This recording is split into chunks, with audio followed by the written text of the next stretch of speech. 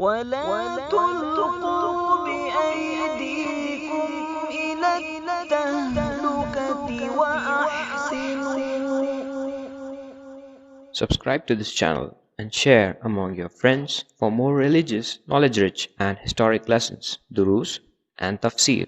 الحمد لله رب العالمين، الصلاة والسلام على محمد سيد الأنبياء والمرسلين وعلى آله وأصحابه الطيبين الطاهرين ومن تبعهم بإحسان ودعا بدعوتهم إلى يوم الدين.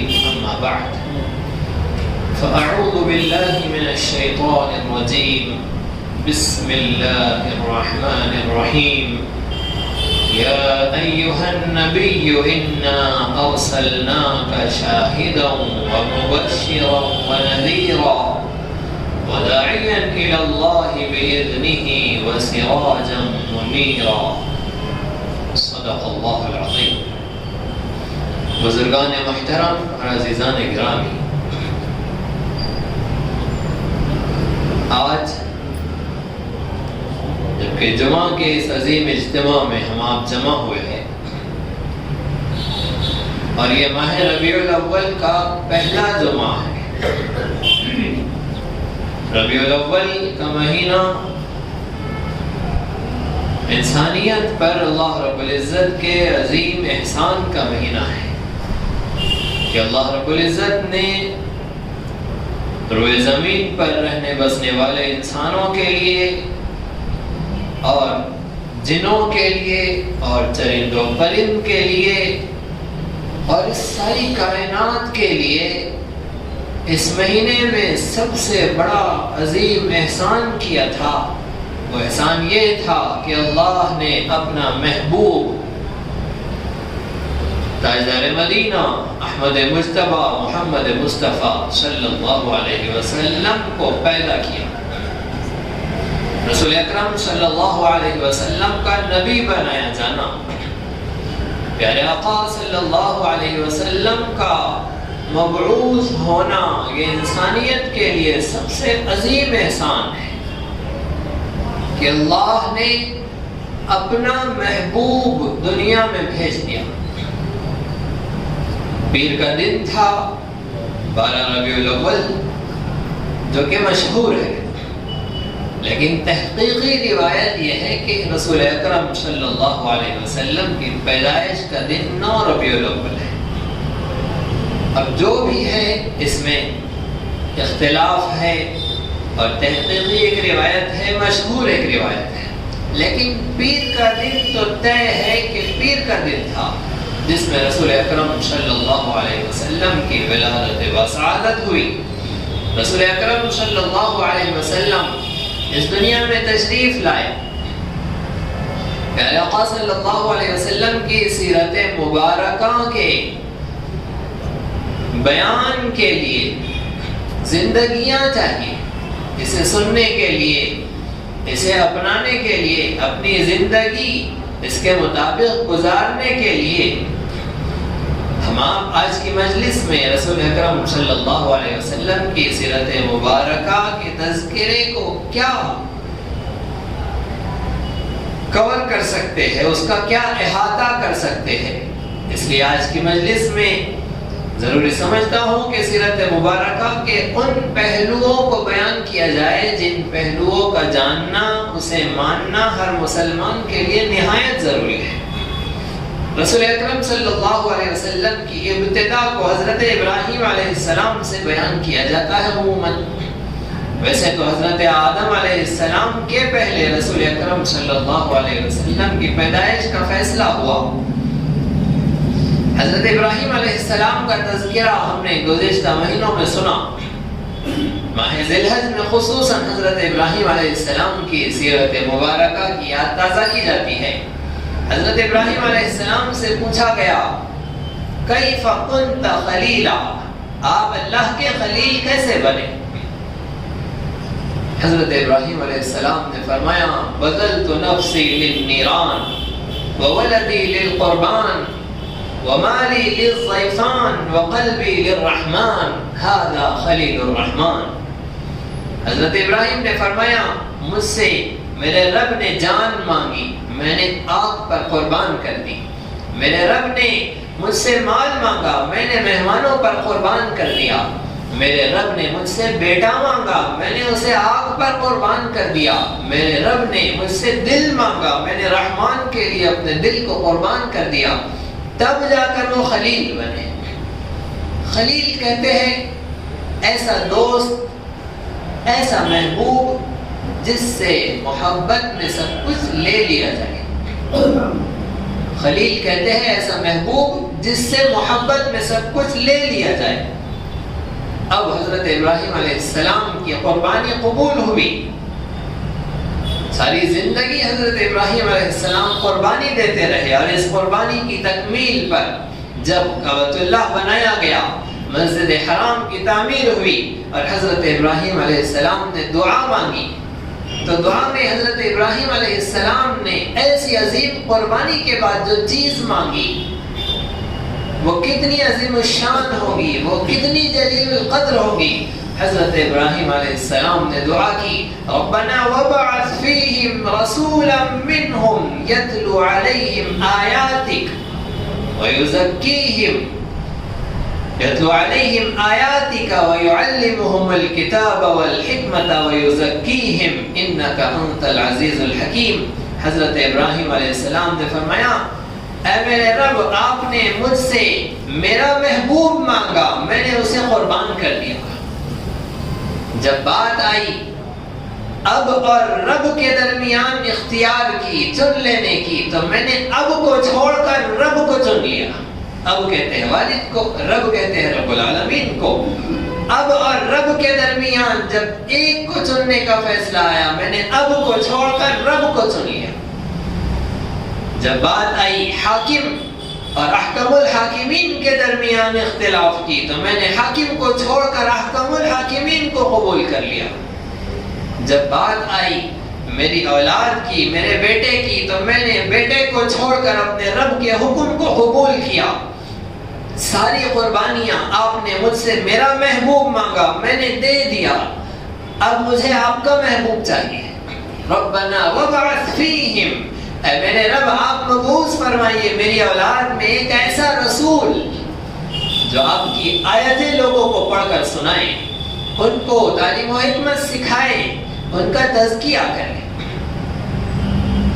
اب دعا خلیل کی تھی اور مانگ لیا اللہ سے اللہ کا حبیب.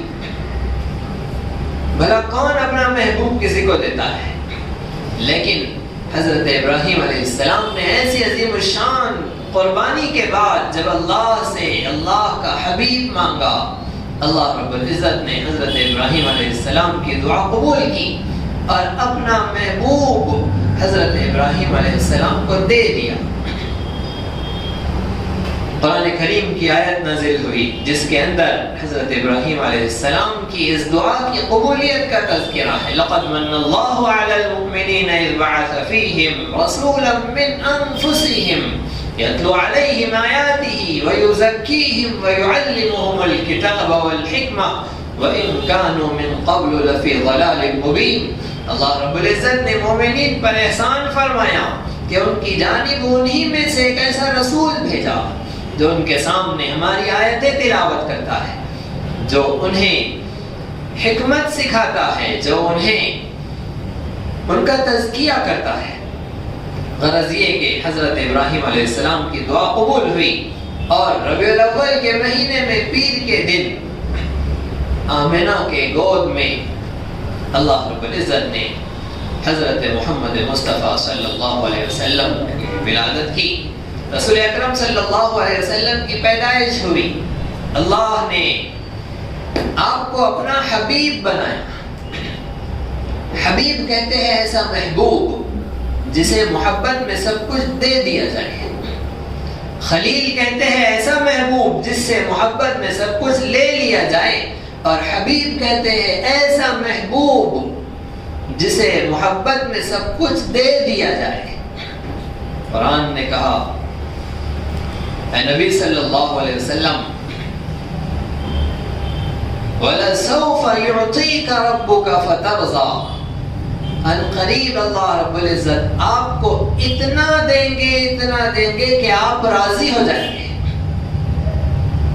ایک بزرگ نے ترجمہ کیا اللہ آپ کو اتنا دیں گے کہ آپ بس بس کہیں گے, خوش ہو جائیں گے, راضی ہو جائیں گے آپ. رسول اکرم صلی اللہ علیہ وسلم کے پر جب یہ آیت نازل ہوئی آپ نے فرمایا پھر تو میں اس وقت تک راضی نہیں ہوں گا جب تک میری امت کا ہر فرد جنت میں نہ چلا جائے. ایک عقیدے کی بات یہاں سمجھنی ضروری ہے کہ حضرت ابراہیم علیہ السلام نے جب مانگا تو اللہ کس کو دیں گے؟ حضرت ابراہیم ہی کو دیں گے. قربانی حضرت ابراہیم نے دی, دعا حضرت ابراہیم نے مانگی, اور اللہ اگر اپنا محبوب جبرائیل کو دے دے, مانگا ابراہیم علیہ السلام نے, اللہ دے دے جبرائیل علیہ السلام کو, یہ کیسی دعا قبول ہوگی؟ تو اللہ نے حضرت محمد مصطفیٰ صلی اللہ علیہ وسلم کو حضرت ابراہیم کی اولاد میں پیدا کیا. حضرت ابراہیم علیہ السلام انسان تھے تو رسول اکرم صلی اللہ علیہ وسلم انسانوں میں پیدا ہوئے ہیں. اگر حضرت ابراہیم علیہ السلام کو نہ دیتے اللہ, حضرت جبرائیل کو دیتے, تو پھر بات ہوتی کہ ہاں رسول اکرم صلی اللہ علیہ وسلم انسان نہیں ہے, نور ہے. فرشتے نور سے بنے ہیں. اگر رسول اکرم صلی اللہ علیہ وسلم نور سے بنے ہیں تو پھر تو اللہ نے ابراہیم کو نہیں دیا, جبرائیل کو دے دیا. یہ تو آپ فرشتے ہو گئے, یا پھر فرشتے ہیں تو یہ تو دعا حضرت ابراہیم کی قبول نہیں ہوئی, وہ تو جبرائیل کو مل گئی. تو بات صاف ہوئی کہ حضرت ابراہیم نے مانگا تھا, اللہ نے حضرت ابراہیم کو دیا, انسانوں میں پیدا کیا. اور انسانوں میں پیدا کرنا یہ اللہ کا عین انصاف بھی تھا, اور اس کے اندر اللہ رب العزت کی طرف سے بڑی حکمتیں تھی کہ اللہ نے انسانیت کو سب سے اونچا مقام عطا کیا. حضرت آدم علیہ السلام کو جب پیدا کیا تو ساری مخلوق کو حکم دیا کہ حضرت آدم کو سجدہ کرو, یہاں تک کہ فرشتوں کو بھی حکم دے دیا. اتنی معزز, اتنی محترم, اتنی پاکیزہ مخلوق, فرشتوں کو بھی حکم ہوا کہ حضرت آدم کو سجدہ کرو. تو آدم کی عظمت و فضیلت اور برتری اور فوقیت کو حضرت آدم کو سجدہ کروا کر ثابت کیا. تو سب سے عظیم مخلوق حضرت آدم علیہ السلام کی نسل میں, انسانوں میں اللہ رب العزت نے اپنا محبوب بھیجا. لہذا ایک تو یہ دلیل ہے کہ آدم علیہ السلام کو اللہ نے سجدہ کروایا سارے فرشتوں سے, اور دوسری دلیل انسانیت کی عظمت کی یہ ہے کہ اللہ رب العزت نے اپنا لاڈلا, اپنا حبیب انسانوں میں پیدا کیا. اس سے پتہ چلا کہ انسان ساری مخلوق میں سب سے افضل اور اشرف ہے.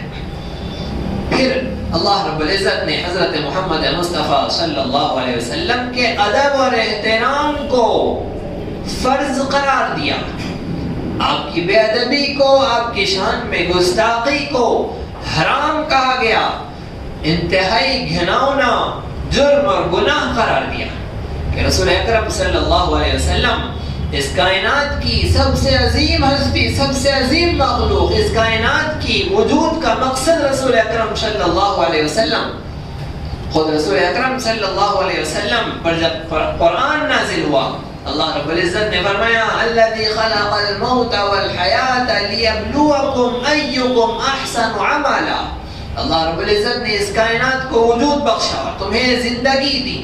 یہ سارا جو ڈیزائن بنایا ہے, یہ سب کچھ اس روئے زمین پر جو چل رہا ہے, اس سب کی پیدائش کا مقصد ہے کہ تم میں سے کون سب سے اچھے عمل کر کے آتا ہے.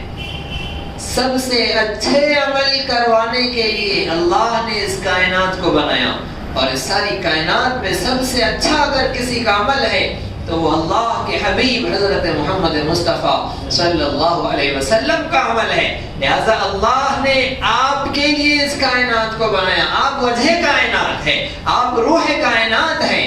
رسول اکرم صلی اللہ علیہ وسلم کا ادب اور احترام ساری انسانیت پر فرض, ساری مخلوق پر فرض. ارے مخلوق پر تو فرض ہوگا ہی, جو ادب کا پابند نہیں ہے، جس پر کسی کے ادب کا کوئی ذمہ نہیں ہے، وہ اللہ وہ بھی اپنے محبوب کا ادب کرتا ہے۔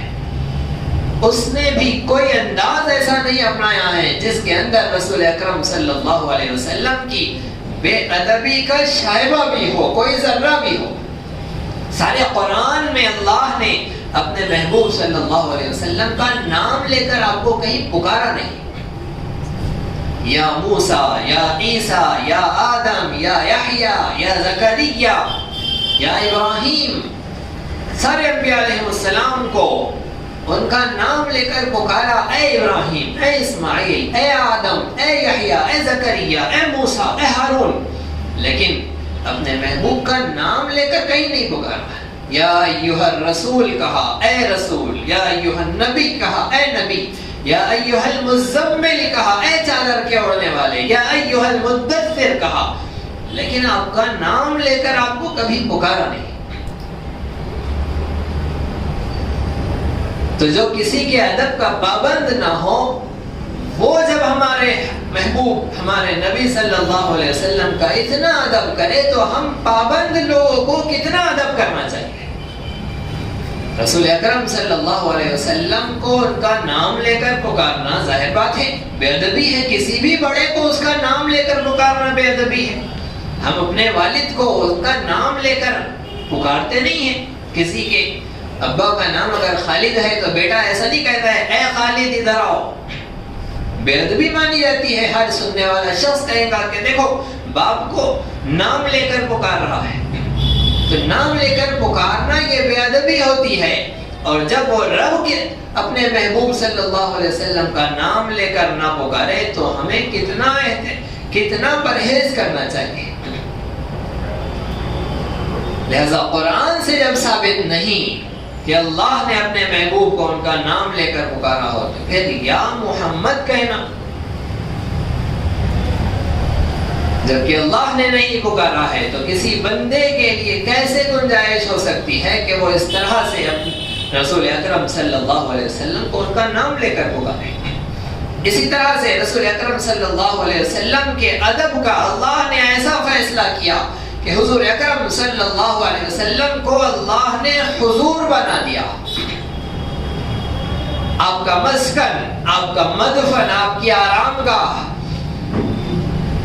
اس کائنات کی سب سے مقدس جگہ مدینہ المنورہ کو بنایا کہ مدینہ المنورہ رسول اکرم صلی اللہ علیہ وسلم کا روضہ اس ساری کائنات کی سب سے مقدس اور محترم جگہ ہے۔ اس مقدس اور محترم جگہ کو آپ کی آرام گاہ بنایا اور آپ کو حضور بنا دیا، اور ساری کائنات کو حکم دیا کہ تم سب کے سب ہمارے حضور کے پاس حاضر ہو۔ تو آپ کو حضور بنایا اور ساری کائنات کو حاضر بنایا۔ رسول اکرم صلی اللہ علیہ وسلم مدینہ منورہ میں ہیں، جبرائیل امین ساتویں آسمان سے رسول اکرم صلی اللہ علیہ وسلم کے پاس حاضر۔ بلال حبشی افریقہ کے ملک حبشہ سے آپ کے پاس حاضر، آقا حضور ہے، بلال حبشی حاضر ہے۔ صہیب رومی روم سے چل کر رسول اکرم صلی اللہ علیہ وسلم کے پاس حاضر ہے۔ ابو موسیٰ اشعری یمن سے چل کر رسول اکرم صلی اللہ علیہ وسلم کے پاس حاضر ہے۔ سلمان فارسی ایران سے چل کر رسول اکرم صلی اللہ علیہ وسلم کے پاس حاضر ہے۔ خود قرآن عرش معلیٰ سے چل کر رسول اکرم صلی اللہ علیہ وسلم کے پاس حاضر ہوتا ہے۔ رسول اکرم صلی اللہ علیہ وسلم کو اللہ نے حضور بنایا اور ساری انسانیت سے کہا اور ان کے ماننے والوں سے کہا کہ مسلمانوں چلو اور رسول اکرم صلی اللہ علیہ وسلم کے دربار میں حاضری دو۔ لہذا ہندوستان سے چل کر بندہ مدینہ منورہ رسول اکرم صلی اللہ علیہ وسلم کے دربار پہ حاضر ہوتا ہے۔ دنیا کے ہر ملک اور ہر خطے سے جو در جاؤ اللہ کے محبوب کے دربار میں، حضور کے دربار میں سب حاضر ہوتے ہیں۔ حضور کہتے ہیں وہ ذات جس کے پاس حاضر ہوا جائے، اور حاضر کہتے ہیں وہ شخص جسے حاضر ہونا ہے۔ تو حضور کا مرتبہ محترم ہوتا ہے، معظم ہوتا ہے، عظمت والا، بلندی والا ہوتا ہے۔ آپ کو بلایا نہیں جاتا ہے، آپ کے پاس جایا جاتا ہے۔ بڑوں کو بلایا نہیں جاتا ہے، جس کا ادب اور احترام ہوتا ہے اس کے پاس حاضری دی جاتی ہے۔ تو جب اس کائنات کی ہر مخلوق کے لیے، اور معظم اور محترم مخلوقات فرشتوں کے لیے، اور مخلوق نہیں اللہ کی صفت قرآن کے لیے حکم ہے کہ وہی بھی وہاں پر حاضر ہو، تو رسول اکرم صلی اللہ علیہ وسلم کی کتنی بڑی بے ادبی ہوگی اگر کوئی بندہ رسول اکرم صلی اللہ علیہ وسلم سے کہے کہ آپ حاضر ہو۔ رسول اکرم صلی اللہ علیہ وسلم کی کتنی بڑی بے ادبی ہوگی کہ کوئی بندہ جبہ قبہ پہن کر اور ادھر اور سرما لگا کر اور بڑی پگڑی باندھ کر خود تو حضور بن جائے، حضور غزالی زمان اور حضور علامہ اور حضور محقق اور فلاں اور چنا، خود تو حضور بن جائے اور رسول اکرم صلی اللہ علیہ وسلم سے کہے کہ آپ حاضر ہو۔ رسول اکرم صلی اللہ علیہ وسلم کو اپنے یہاں حاضر ہونے کہنا اور خود حضور بن کر بیٹھنا کتنا بڑا گناہ ہے۔ وہ تو بغیر توبہ کیے اگر 7 سمندروں کے پانی سے نہا لے تب بھی اس کا یہ گناہ نہیں دھلے گا۔